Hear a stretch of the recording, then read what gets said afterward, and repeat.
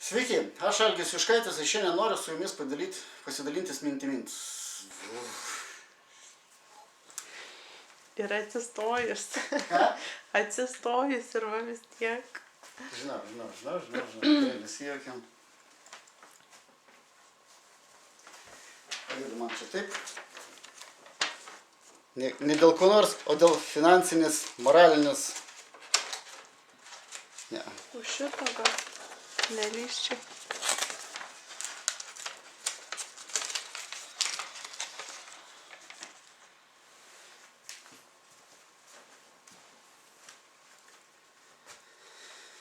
Sveiki, aš Algis Juškaitis ir noriu šiandien pasidalyti su jumis mintimis.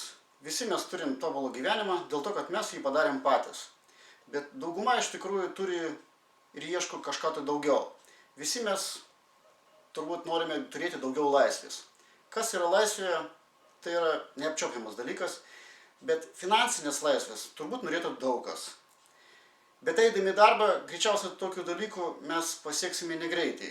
Dėl ko? Dėl to, kad darbas duoda mums labai ribotas galimybės. Visi mes norime keletą dalykų. Gražaus, prabangaus namo, važinėti atostogų, ne 2, 3, 4 kartus per metus, turėti kažkokį tai prabangų automobilį ir turėti pinigų. Bet mes suprantam, kad turime savo atlyginimą, kurio tikrai neužtenka. Nes atlyginimas yra toks, o noras yra gana didelis. Šiandien praktiškai vidutinė šeima turėtų turėti maždaug apie 10 000 pajamų. Būtent tiek galima pasiekti to, ką mes norime. Bet mūsų alga yra maža. Ir jeigu mes šiandien kreipiamės pas savo bosą, tai jis pasako mums, krizė, negaliu, šiandien iš tikrųjų yra kitokios galimybės ir spręsk tą problemą pats. Tai vat, būtent apie tokius dalykus mes norim su jumis pasišnekėti.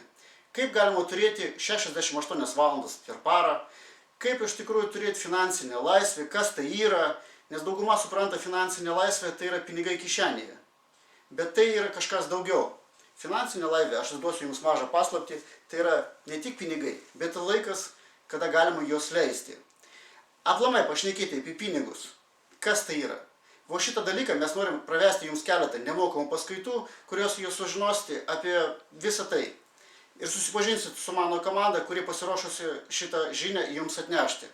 Tai va, iki artimiausių laikų, iki greitų susitikimų, jeigu kažką bus įdomu, galėsite palikti savo duomenis ir mes galėsim susitikti gyvai. Tiek, ačiū, gerą vakarą. Gerą vakarą nereikėjo.